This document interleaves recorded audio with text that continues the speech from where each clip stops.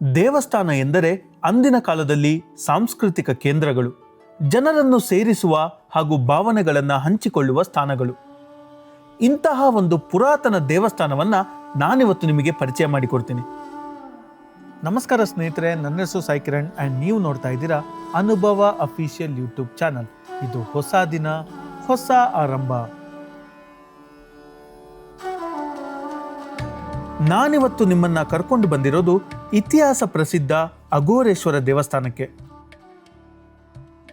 ಸಾಗರದಿಂದ 5 ಕಿಲೋಮೀಟರ್ ದೂರದಲ್ಲಿ ಇಕ್ಕೇರಿ ರಸ್ತೆಯಲ್ಲಿ ಮುಂದೆ ಬಂದರೆ ಈ ದೇವಸ್ಥಾನ ಸಿಗತ್ತೆ.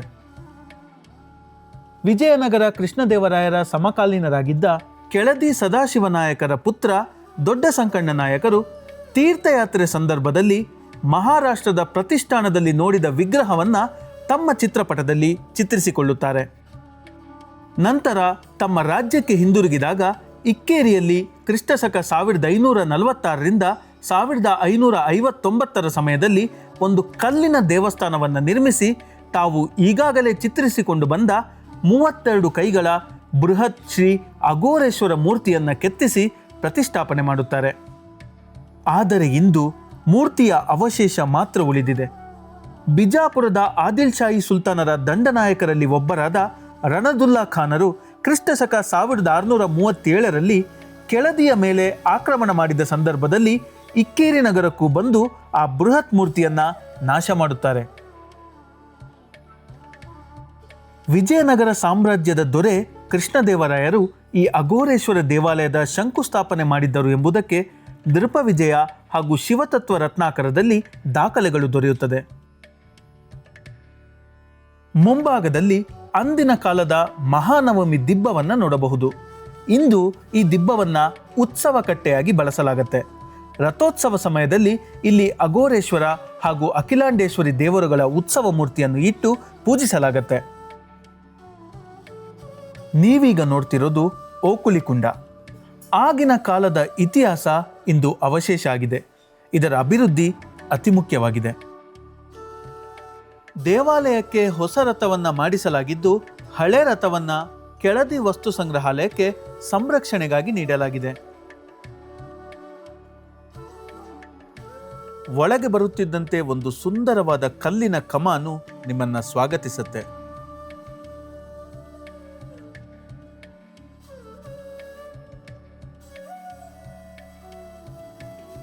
ಇಲ್ಲಿ ಹೊಯ್ಸಳ, ದ್ರಾವಿಡ, ಕಲ್ಯಾಣ ಚಾಲುಕ್ಯ, ಇಂಡೋ ಇಸ್ಲಾಮಿಕ್ ಶೈಲಿಯೊಂದಿಗೆ ವಿಜಯನಗರ ವಾಸ್ತುಶಿಲ್ಪ ಲಕ್ಷಣಗಳನ್ನು ಒಳಗೊಂಡರೂ ಕೆಳದಿಯ ವಾಸ್ತುಶಿಲ್ಪವನ್ನು ವಿಶೇಷವಾಗಿ ಗುರುತಿಸಬಹುದಾಗಿದೆ.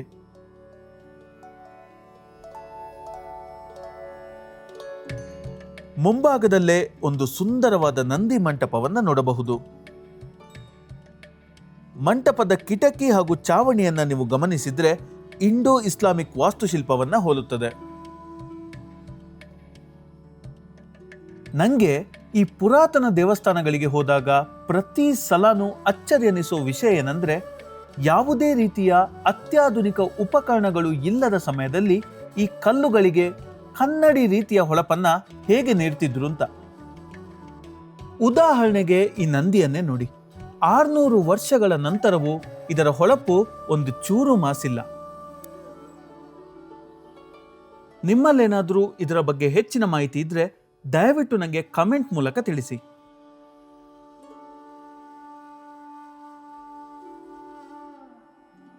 ನಂದಿ ಮಂಟಪ ಇದ್ದ ಮೇಲೆ ಶಿವನ ದೇವಾಲಯ ಇರಲೇಬೇಕಲ್ವಾ? ಇಲ್ಲಿಯೂ ಕೂಡ ನಂದಿಯ ಮುಂಭಾಗದಲ್ಲೇ ಬೃಹತ್ತಾದ ಅಘೋರೇಶ್ವರ ದೇವಾಲಯವನ್ನ ನಿರ್ಮಿಸಲಾಗಿದೆ. ಈ ದೇವಾಲಯವನ್ನ ಇಕ್ಕೇರಿ ಹಾಗೂ ಕೆಳದಿಯ ಸುತ್ತಮುತ್ತ ಸಿಗೋ ಕಣ ಶಿಲೆಗಳಿಂದ ಕಟ್ಟಲಾಗಿದ್ದು, ಇದರ ವಿಶೇಷ ಅಂದರೆ ಈ ಶಿಲೆಗಳು ವಿವಿಧ ಬಣ್ಣಗಳನ್ನು ಹೊಂದಿದೆ.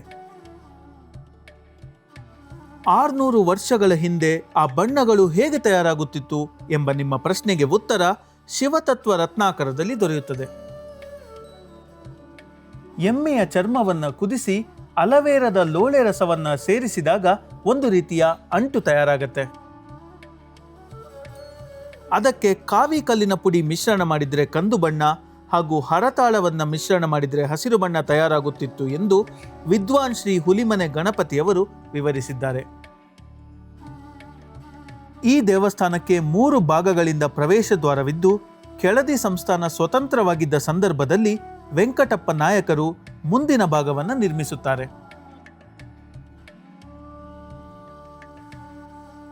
ಅಂದಿನ ಕಾಲದಲ್ಲಿ ದೇವಾಲಯ ಕಟ್ಟಲು ಆರಂಭಿಸುವಾಗ ಮೊದಲಿಗೆ ನೆಲದಲ್ಲಿ ಕಲ್ಲು ಸಿಗುವವರೆಗೆ ಅಗೆಯಲಾಗತ್ತೆ. ಕಲ್ಲು ಸಿಕ್ಕ ನಂತರ ಅದರ ಮೇಲೆ ಅಡಿಪಾಯ ನಿರ್ಮಾಣ ಮಾಡಿ ಮೇಲ್ಭಾಗದಲ್ಲಿ ದೇವಾಲಯ ನಿರ್ಮಾಣ ಮಾಡಲಾಗತ್ತೆ. ಅದರರ್ಥ ದೇವಾಲಯ ಮೇಲ್ಭಾಗದಲ್ಲಿ ನಿಮಗೆ ಎಷ್ಟು ಕಾಣುತ್ತೋ ತಳಭಾಗದಲ್ಲೂ ಅಷ್ಟೇ ಆಳದಲ್ಲಿ, ಅಂದರೆ ಸುಮಾರು 20 ಅಡಿಗಿಂತಲೂ ಕೆಳಗೆ ಅಡಿಪಾಯ ನಿರ್ಮಾಣವಾಗಿರುತ್ತದೆ. ಇದೇ ಕಾರಣಕ್ಕೆ ಎಷ್ಟೇ 1000 ದಶಕಗಳು ಕಳೆದರೂ ಎಂತಹ ನೈಸರ್ಗಿಕ ವ್ಯತ್ಯಾಸಗಳಾದರೂ ದೇವಾಲಯಕ್ಕೆ ಯಾವ ರೀತಿಯ ಹಾನಿಗಳು ಆಗದೆ ನಮ್ಮ ಮುಂದೆ ಗಟ್ಟಿಯಾಗಿ ನಿಂತು ತನ್ನ ಇತಿಹಾಸವನ್ನು ಸಾರುತ್ತದೆ. ಇದು ನಮ್ಮ ವಾಸ್ತುಶಾಸ್ತ್ರಕ್ಕೆ ಇರುವ ಶಕ್ತಿ ಅನ್ನೋದಕ್ಕೆ ನನಗೆ ತುಂಬ ಹೆಮ್ಮೆ ಅನಿಸುತ್ತೆ. ಪ್ರತಿ ದೇವಾಲಯದಂತೆ ಈ ದೇವಾಲಯಕ್ಕೂ 4 ಭಾಗಗಳಿವೆ: ಗರ್ಭಗುಡಿ, ಶುಕನಾಸಿ, ರಂಗಮಂಟಪ ಹಾಗೂ ನಂದಿ ಮಂಟಪ. ಇನ್ನು ಕೆತ್ತನೆಯನ್ನು ಗಮನಿಸಿದರೆ ಮೇಲಿರುವ 20 ಕಿಟಕಿಗಳು ಇಂಡೋ ಇಸ್ಲಾಮಿಕ್ ಶೈಲಿಯನ್ನು ಹೊಂದಿದೆ. ಅದರ ಕೆಳಗೆ ಕಾಣುವ ಗೋಪುರಗಳು ದ್ರಾವಿಡ ಶೈಲಿ ಹಾಗೂ ಸಿಂಹದ ಸಾಲುಗಳು ಹೊಯ್ಸಳ ಶೈಲಿಯಲ್ಲಿ ಕೆತ್ತಲಾಗಿದೆ.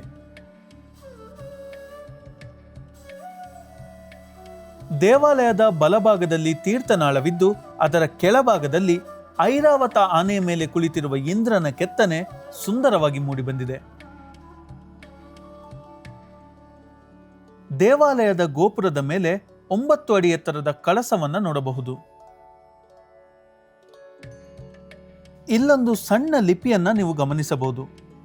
ಈ ಮಂಟಪದ ಕೆಲಸವಗೈದ ಆಚಾರಿ ಪೊಂಬುಚದ ವೆಂಕಟಯ್ಯನು. ಪೊಂಬುಚದ ವೆಂಕಟಯ್ಯ ಅವರು ಈ ದೇವಾಲಯದ ಮುಖ್ಯ ಶಿಲ್ಪಿ ಎಂದು ಇಲ್ಲಿ ಆಧಾರ ದೊರೆಯುತ್ತದೆ. ಇನ್ನು ದೇವಸ್ಥಾನದ ಒಳಭಾಗದ ರಂಗಮಂಟಪದಲ್ಲಿಯೂ ಕೂಡ ಸುಂದರವಾದ ಕೆತ್ತನೆಯನ್ನು ನೋಡಬಹುದು.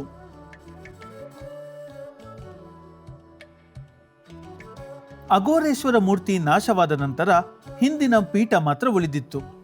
ಈಗ ಅದರ ಮೇಲೆ ಈಶ್ವರಲಿಂಗವನ್ನು ಸ್ಥಾಪಿಸಲಾಗಿದೆ ಹಾಗೂ ನಿತ್ಯ ತ್ರಿಕಾಲ ಪೂಜೆ ನಡೆಯುತ್ತದೆ.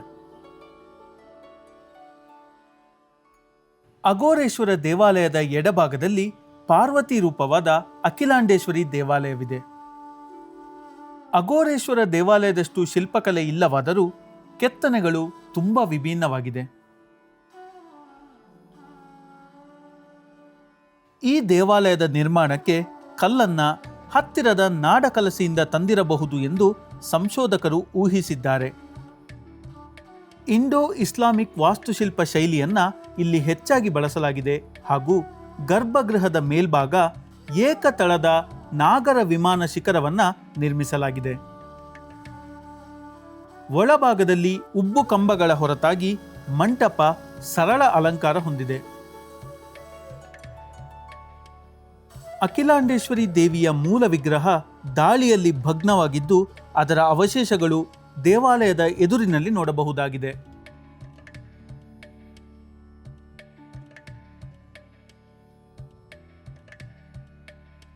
ಈ ಎಲ್ಲ ವಿಶೇಷತೆಗಳನ್ನು ನೋಡಿದರೆ ನಮ್ಮ ಸಂಸ್ಕೃತಿ, ಕಲೆ, ವಾಸ್ತುಶಿಲ್ಪದ ರಕ್ಷಣೆಯಲ್ಲಿ ವಿಜಯನಗರ ಸಾಮ್ರಾಜ್ಯವು ತಾಯಿಯಾದರೆ ಕೆಳದಿ ಸಂಸ್ಥಾನವು ಅದರ ಮಗುವಿನಂತೆ ಕಾರ್ಯನಿರ್ವಹಿಸಿದೆ. ಅನಾದಿ ಕಾಲದಿಂದಲೂ ಬಂದಿದ್ದ ವಾಸ್ತು ಮತ್ತು ಮೂರ್ತಿ ಶಿಲ್ಪ ಪರಂಪರೆಯನ್ನು ಅಳವಡಿಸಿಕೊಂಡು ತಮ್ಮ ಪ್ರತಿಭೆಯನ್ನು ಸೇರಿಸಿ ಹೊಸತನ ಮೂಡಿಸಿದ ದೇವಾಲಯ ಎಂದರೆ ಈ ಅಘೋರೇಶ್ವರ ದೇವಾಲಯವಾಗಿದೆ.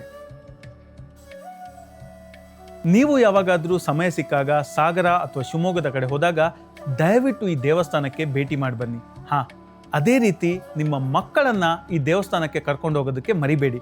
ಯಾಕಂದರೆ ಇತಿಹಾಸ ನಮ್ಮ ಹಿರಿಯರು ಕ್ರಿಯೇಟ್ ಮಾಡಿಟ್ಟಿದ್ದಾರೆ, ನಾವು ಅದನ್ನು ತಿಳ್ಕೊಂಡಿದ್ದೀವಿ. ಅದೇ ರೀತಿ ಈ ಇತಿಹಾಸವನ್ನು ಮುಂದಿನ ಪೀಳಿಗೆಗೆ ತಿಳಿಸೋದು ನಮ್ಮ ಕರ್ತವ್ಯವಾಗಿದೆ. ಮುಂಚೆ ಯಾವ ರೀತಿ ನಮ್ಮ ವೈಭವ ಇತ್ತು, ಸಂಸ್ಕೃತಿ ಯಾವ ರೀತಿ ಇತ್ತು, ಕಲೆ ಯಾವ ರೀತಿ ಇತ್ತು, ಅದನ್ನೆಲ್ಲ ಮುಂದಿನ ಪೀಳಿಗೆಗೆ ಹೇಳಿಕೊಟ್ರೆ ಅವರು ನಮ್ಮ ಬಗ್ಗೆ, ನಮ್ಮ ಹಿರಿಯರ ಬಗ್ಗೆ ಅದೇ ಗೌರವವನ್ನು ಇಡ್ತಾರೆ ಅಂತ ಹೇಳ್ತಾ ಈ ವಿಡಿಯೋನ ಇಲ್ಲಿಗೆ ನಾನು ಎಂಡ್ ಮಾಡ್ತಾ ಇದ್ದೀನಿ.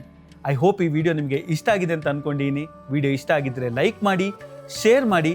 ಅದೇ ರೀತಿ ಅಘೋರೇಶ್ವರ ದೇವಸ್ಥಾನದ ಬಗ್ಗೆ ನಿಮಗೂ ಮಾಹಿತಿ ಇದ್ದರೆ ಕಮೆಂಟ್ ಮೂಲಕ ತಿಳಿಸಿ ಅಂತ ಹೇಳ್ತಾ ಇವತ್ತಿನ ನಿಮ್ಮ ಟೈಮ್ನ ನನ್ನ ಜೊತೆ ಸ್ಪೆಂಡ್ ಮಾಡಿದ್ದಕ್ಕಾಗಿ ಥ್ಯಾಂಕ್ ಯು. ಮತ್ತೊಂದು ವಿಡಿಯೋದೊಂದಿಗೆ ನಿಮ್ಮನ್ನು ಭೇಟಿ ಆಗ್ತೀನಿ. ನಮಸ್ಕಾರ.